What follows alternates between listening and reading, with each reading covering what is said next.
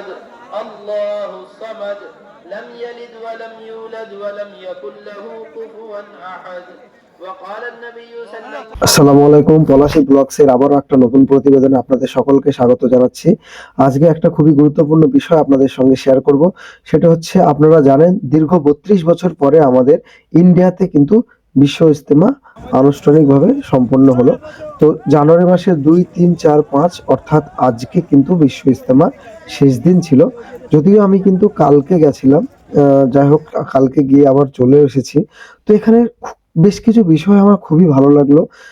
আমরা বিশেষ করে আমাদের লাইফে এরকম ইজতেমাতে তো আমরা যাইনি কোনো সময়। তো এখানে যে এত সুন্দর একটা সুস্থ পরিবেশ, এখানে দেখছেন সর্বপ্রথম কিন্তু বাস ধরার জন্য আমরা চুঁচুড়া থেকে এইভাবে লাইন দিতে হয়। তো এখানে কিন্তু লাইন মেনটেন করার জন্য কিন্তু কোনো লোকের প্রয়োজন হয়নি। আর এখানে ইজতেমাতে ঢুকে আপনি দেখতে পাবেন এইভাবে কিন্তু হাজারো হাজারো জলের কল কিন্তু সিস্টেম করা হয়েছে, যেখানে আপনারা অনায়াসে উজু করতে পারবেন। তারপরে এখানে ফায়ার সার্ভিস থেকে শুরু করে ইমার্জেন্সি হসপিটাল সমস্ত কিছুই পরিষেবা আছে। আর এখানে ব্লক ভিত্তিক যে দেখছেন নামগুলো, এগুলো কিন্তু ভাগ করা হয়েছে। শুধু আমাদের ভারতবর্ষ থেকে নয়, বিশ্বের বিভিন্ন প্রান্ত থেকে ধর্মপ্রাণ মানুষরা কিন্তু এখানে এসেছেন। তো সত্যি এই যে একটা এত বড় আয়োজন, সত্যি চোখে পড়ার মতো। মহান আল্লাহর দরবারে কোটি কোটি শুকরিয়া যে উনি সুস্থভাবে আমাদের সকলকে এরকম একটা জায়গাতে নিয়ে যাওয়ার তৌফিক দান করেছেন। আশা করি অদূর ভবিষ্যতে এরকম অনুষ্ঠান বা আয়োজন বা বিশ্ব ইজতেমা যাই বলুন না কেন, আমাদের ইন্ডিয়াতে আরো হোক, এটা কিন্তু আমরা অবশ্যই চাইবো। তো আপনাদের কি মতামত? আপনাদের মূল্যবান মতামতটি অবশ্যই কমেন্ট করতে ভুলবেন না।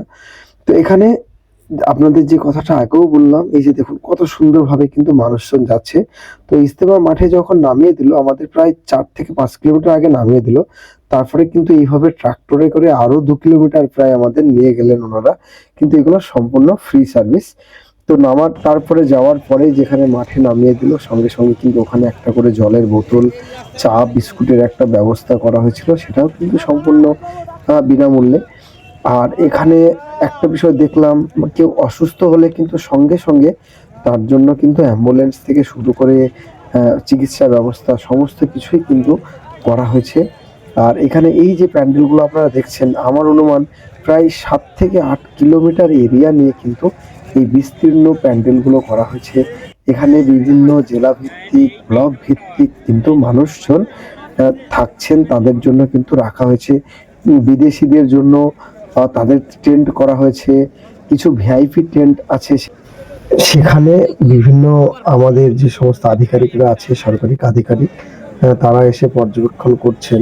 সে সমস্ত টেন্টগুলো তাদের জন্য করা হয়েছে। আর এখানে যে দেখছেন চারিদিকে কিন্তু মানুষের একটা কি মানে প্রচুর সমাগম, কি বলবো আপনাদের। আর যে হসপিটালের কথা বলছিলাম, এই যে দেখছেন, এটাই হচ্ছে সেই ইমার্জেন্সি বিভাগ বা হসপিটাল। এক জায়গাতে নয়, একাধিক জায়গাতে কিন্তু করা হয়েছে। আর আমাদের বাম দিকটাতে আপনাদের দেখাবো, এখানে গাড়ি পার্কিং থেকে শুরু করে নিয়ে কিন্তু অনেক রকমেরই ব্যবস্থা কিন্তু এখানে করা হয়েছে। এখানেও একটা মেডিকেল ক্যাম্প। তো সত্যি সমস্ত বিষয়গুলো খুবই ভালো লাগলো। আর ভালো লাগারই কথা, এই যে দেখছেন রাস্তা দিয়ে মানুষ যখন ফিরছে তখনও কিন্তু সারিবদ্ধভাবে। আজকের ভিডিওটি আর বেশি দীর্ঘায়িত করছি না। ভিডিওটি ভালো লাগলে অবশ্যই একটি লাইক করবেন। সেই সঙ্গে চ্যানেলে নতুন হলে অবশ্যই চ্যানেলটি সাবস্ক্রাইব করবেন। অলরেডি আর দেশ ও প্রবাস থেকে আমার চ্যানেলকে যারা সাবস্ক্রাইব করে রেখেছেন তাদেরকে অসংখ্য ধন্যবাদ।